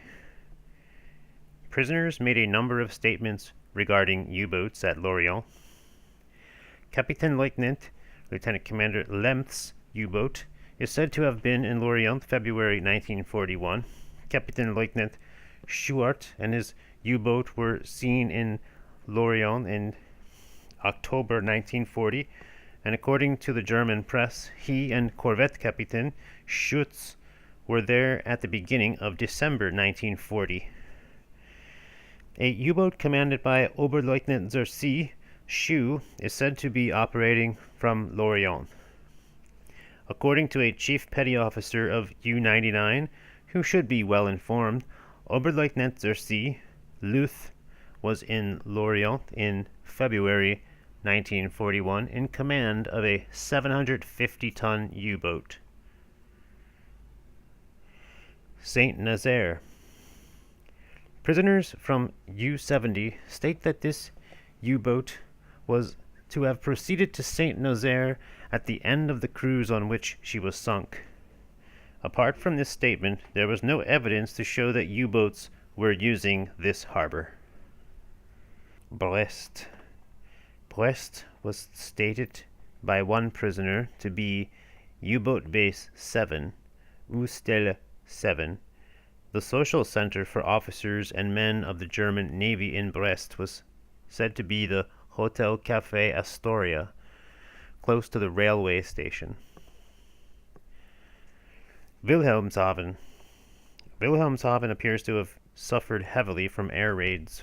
Following a severe attack in January, the fire brigades from Hanover and Berlin were called to assist in fighting the blaze, and the medical and ambulance corps had to be augmented by units from Bremen and Hamburg. A naval barracks was destroyed, but the number of casualties was not known. It was stated that at the beginning of March 1941 there were about 16 U-boats under construction at Wilhelmshaven. Some Norwegian U-boats and destroyers were said to be in Wilhelmshaven for mine-laying duties. Heligoland. Thousands of conscripted workers are known to have been sent to Heligoland. They live in camps and are carrying out some vast building project. As far as is known, they are not uniformed members of the Todt organization, but consist of people released from concentration camps and of laborers from Eastern Europe. A suggestion was made that concrete shelters were being built in the harbor for the protection of U-boats from air attack. Great secrecy was maintained regarding construction in Heligoland, so that not even German sailors were allowed to wander around and satisfy their curiosity. It is known that invasion landings were being practiced on the shores of the island. An intercepted letter from a lady in Heligoland, dated January 1941, indicated that she considered life dull there since U-boat sailors no longer visited the island. Kiel. Up to a date early in March 1941, Kiel was not considered to have suffered nearly as severely from air raids as other ports, and U-boat survivors arriving in Liverpool expressed the opinion that the damage seen there was much worse than in Kiel or Hamburg. The only instance recorded of damage to Navy premises in Kiel was that caused by a bomb explosion in Howlett's repair yard during the late autumn of 1940. Various incendiary bombs were said to have fallen in the dockyard area, but none of them did any damage. Much more damage, however, was caused in the town, but even this was not considered very serious. It was stated that concrete U-boat shelters were being constructed in Kiel harbor, but they were far from being completed. The Baltic. In Königsberg, Danzig, and Memel, there was little or no blackout, according to prisoners. Danzig was said to have 3 U-boat building yards, and Elbing also to possess U-boat building yards. At Pillau, some of the men training at the U-boat school were said to live in the former Strength Through Joy liner Robert Ley. Stralsund, the 7th SDA 7th Manning Division, was stated by many prisoners to be on the island of Danholm. The 9th SDA was to be in Frankenkaserne, in the 11th SDA, in a port of Stralsund known as Schwedenschanz. Schweinmunde, one of the depot ships in Schweinmunde, was said to be the former Hamburg America liner New York. Flensburg, one of the naval signaling schools, is at Flensburg, situated at the Norwuk district, encircled by the Kaiser Wilhelm Strasse, Torpedostrasse, and Parkstrasse. Section 12. U-boat construction. Neither officers nor men of U-boats have any accurate knowledge of the rate of U-boat construction. Very much exaggerated reports are intentionally spread around in Germany for the purpose of keeping up the morale of the people, and of U-boat crews in particular. Statements are made of U-boat sections being built at Floridsdorfer Locomotive Works, in Vienna, at a factory in Breslau, at Halle, and at a large number of other industrial towns in the interior. These should be treated with considerable reserve, and there is no evidence that anything more than engines, electrical, and other accessories are built anywhere except at the shipbuilding yards. The following ports are stated to be engaged in U-boat construction. A. North Sea ports: Hamburg, Bremen, Wilhelmshaven, Vegesack. B. Baltic ports: Kiel, Lübeck, Danzig, Stettin, Elbing, Königsberg. Hamburg. From the conflicting information available, it appears that the Blohm and Voss yard at Hamburg has a large building program. From 30 to 40 U-boats are said to be under construction. These are all thought to be 500-ton U-boats. Bremen. The Deschimag yard is the only yard at Bremen engaged in U-boat construction. The rate of production is stated to be only 2 U-boats every month. Wilhelmshaven. None of the prisoners of war recently captured had been in Wilhelmshaven, and apart from the statement that U-boats were under construction there, no information regarding the number or type of boat could be obtained. Vegesack. The Vulcan yard at Vegesack is exclusively engaged in U-boat construction. 3 U-boats have been completed there up to the end of 1940, and in December 1940, 3 others were under construction. These are believed to be of 500 tons. It is known that U-76 was built at this yard and completed in the early autumn of 1940. Kiel. A. Kriegsmarine Yard. This is an amalgamation of Hallwitz Yard and the Deutschwerke. This yard is believed to have approximately 20 U-boats under construction. One prisoner of war who had left Kiel in November 1940 said that there were then 12 U-boats on the slips, and that when he returned on 28th December, that these had all been launched. B. Germania Yard. The Germania Yard is believed to have approximately 14 U-boats under construction. Lübeck. This port is said to be engaged in the construction of 300-ton U-boats. Danzig. From the statements of prisoners of war, it appears that 3 or 4 U-boats are to be laid down during April 1941. Stettin, Elbing, Königsberg. These ports have been mentioned in connection with U-boat production, but no information has been obtained regarding the type or number of boats building. Appendix 1. Extract from the report book of the officer of the patrol of the 2nd U-boat Flotilla. Commander of the patrol, Oberleutnant Engineer Panknin. On the 20th February 1941, 1. Maschinenmat Schmidt of U-124 was met on shore without a leave card. 2. The following men were found on shore without identity papers. Truppenausweis. Faunrich Zorsi Klingholz, Oberstormmann Hanske of U-94, Stormann Schmidt of U-94, Stabsbootsman Tonis of U-99, and Stormann Hansen of U-37. On being asked why they had no identity papers, the reply was made that they were from U-101, which had just entered harbor, and that their papers were still in Kiel.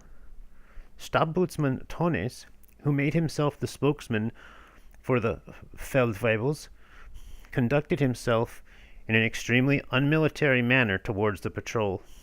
In the presence of the remaining people in the restaurant, he continued to argue the point, and among other things, he said that he did not require any papers here, and that he considered it insulting to be asked to produce them. Finally, he produced them from his pocket, in a most patronizing manner, an old photograph, which he held out to me with the words, "Perhaps that will be sufficient for you." Lorient, 21st February, 1941. Commando, 2nd U-boat Flotilla. Appendix 2. Translation of an article from Kieler Neueste Nachrichten of 17/12/40. How the auxiliary cruiser Vorfahr sank in 3 minutes, by war correspondent Hans Kries. 17th December 1940. Kretschmer has returned to port. 4 pennants fly above the periscope. The tonnage he has sunk is 35,000 GRT, and included in this is a large English auxiliary cruiser, the Vorfahr. of more than 16,000 tons, as well as a big tanker and 2 merchant ships. There is considerable joy out here at the U-boat base on the Atlantic coast. This was the 6th war cruise, which Captain Lieutenant Kretschmer had carried out with such magnificent success. He has only recently been decorated by the Führer with the oak leaves to the knight insignia of the Iron Cross. This makes him the first German U-boat commander to have sunk more than 250,000 tons of shipping.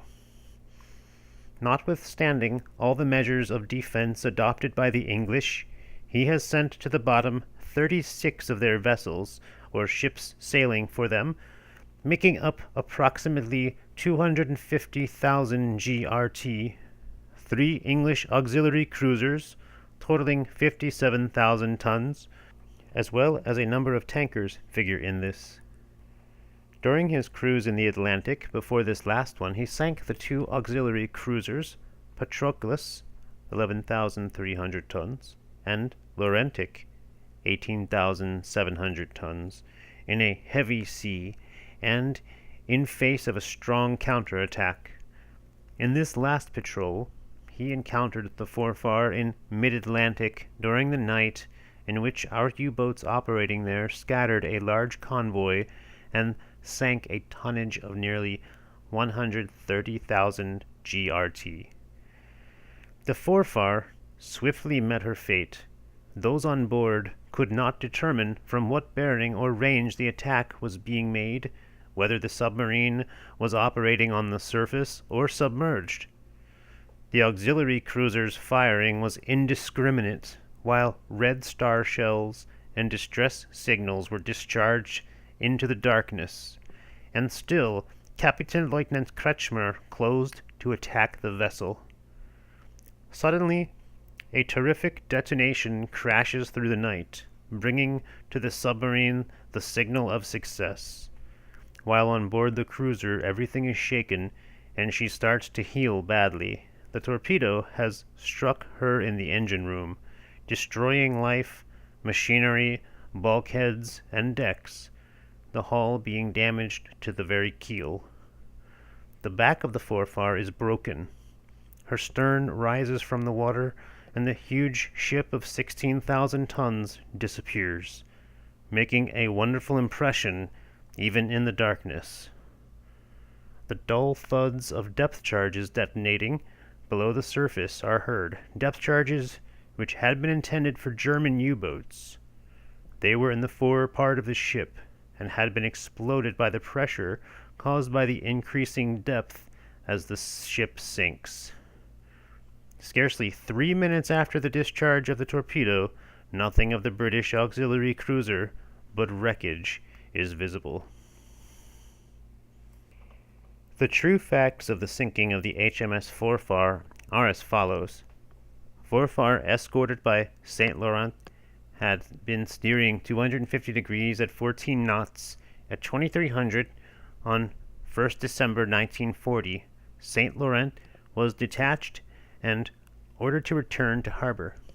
It is probable that after midnight, Forfar altered course to 235 degrees on receiving C&C WA's signal ordering her to keep to the southward of a U-boat reported in positions 54 degrees by 33 north, 20 degrees, 11 west. At about 0300 on 2nd December, Forfar sighted a suspicious object on her starboard side, but took no avoiding action and continued her zigzagging. At 0350 on 2nd December in position 54 degrees by 49 north by 10 degrees 30 west, Forfar was torpedoed on her starboard side amidships. A few small fires were started and the engine room flooded, but she seemed likely to remain afloat. About half an hour later, she sighted star shells which were being fired by the U-boat, who was engaging Dunsley some 16 miles to the northwest. Forfar, believing them to have been fired by St. Laurent, herself fired star shell and red very lights. About 0440, Forfar was struck by a second torpedo, this time on her port side. and 4 minutes later by a third torpedo in the same position. Forfar began to sink, and about 0450 she was struck by 2 more torpedoes on her port side. The fore magazine blew up shortly afterwards, and the ship sank. Appendix 3. Extract from German periodical Ran and den Fiend. Horseshoe as sign of victory. Successful breakthrough British convoy. We never have had the feeling that anything could happen to us, and we would go through fire for our old man. Thus our conversation began with the young petty officer telegraphist, a Cologne boy, who just returned from a war cruise against England in Kapitän-Leutnant Lieutenant Commander Kretschmer's U-boat. A petty officer telegraphist has numerous duties on board a U-boat, and so he is in a way a universal petty officer. He is petty officer telegraphist, sick bay petty officer, supply assistant, and also number 1 at the gun. We were operating in the Atlantic, this man, on whose breast the ribbon of the Iron Cross is fasted, told us. We had only been 3 days at sea. We had had aircraft alarm on various occasions, and then we dived, for aircraft are an infernally unpleasant affair for us. Then during the night we sighted the first morsel. We pursued her, and were soon able to fire our first round. She was a heavily armed English steamer, the Auckland Star, 11,400 GRT. She didn't take long to sink. The next day, the 7,336 GRT English steamer Clan Menzies, which was on the way from Australia to England with general cargo, came across our bows. She also was dispatched in a few minutes.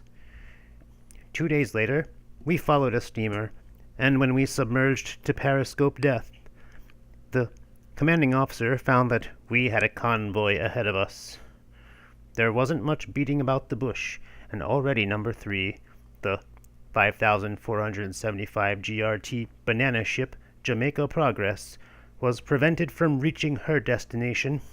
There was space for 1,000,000 bananas in this vessel. The English ladies and misters will have to curb their appetite for bananas, I expect. Then on the next day, we were right in the middle of a strongly guarded convoy, the destroyers and flying boats acting as escort, and we were forced below the surface over and over again. About 20 depth charges were dropped, some of them close to the boat, but they did us no harm, and we hung onto the convoy's heels. During the night we surfaced. Again we found ourselves like the wolf among the sheep, right between the fattest morsels. We attacked the largest one of them on the surface. It was the Alexia, 8,016 GRT.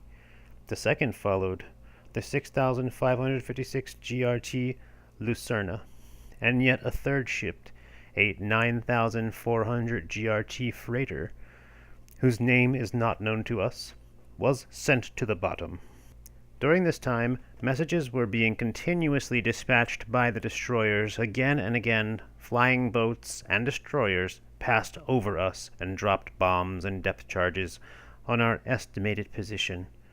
We returned later to the scene and ascertained that the Alexia had not yet been completely destroyed. We were soon to have the satisfaction of sinking this obstinate opponent. The Alexia fired at us like mad, and we were forced to turn away in order not to be caught by the gunfire. Moreover, our torpedo was not intended for the Alexia at all, but for a tanker which was proceeding next to her.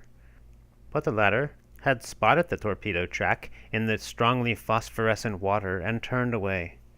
The torpedo understood this and struck the Alexia. We also managed to cut an 8,000 GRT unknown freighter out of the convoy, and she quickly sank. In short, dry words, without any embellishment, this brave U-boat man related the events of the cruise. Once noticed from his words that the dangers which this war cruise brought in its train were long forgotten, and only proud successes remained clearly in his mind. Again and again he talked about his commanding officer, Kapitän-Leutnant Kretschmer. His coolness and confident control of the boat gave the whole crew a feeling of absolute security. When Kapitän-Leutnant Kretschmer was decorated with the Knight's insignia of the Iron Cross by the C&C of the German Navy, the whole crew was overjoyed. The boat lay for a long time in her home port, and the men were looking forward more and more to another trip against England. At last the time came, and this war cruise was so successful that Kapitän-Leutnant Kretschmer became celebrated far and wide. The succeeding cruise was still more successful. All U-boat men want their U-boat to be the record boat of the fleet. Names such as that of Prien, Kretschmer, Schultz, Rollman, Hartmann, Schwartz are known to every German, and the English also know very well that they cannot escape easily the German U-boats. Their defense is becoming more and more intensive, but against the spirit, daring, dash, and above all the capability of our U-boat men, there is no antidote.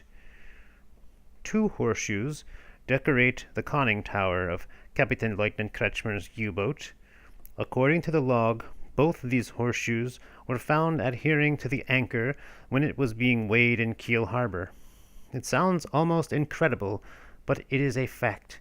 The horseshoe has become the device of this U-boat. The white pennants, which the boat flies on her return from war cruises, all carry the horseshoe.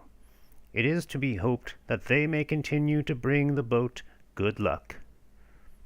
Herbert Kuhn. Appendix 4. List of crew of U-99, etc. Officers 5, petty officers 14, men 21, total 40. Following did not survive. Officers 1, men 2, total 3. Total crew, officers 6, petty officers 14, men 23, total 43.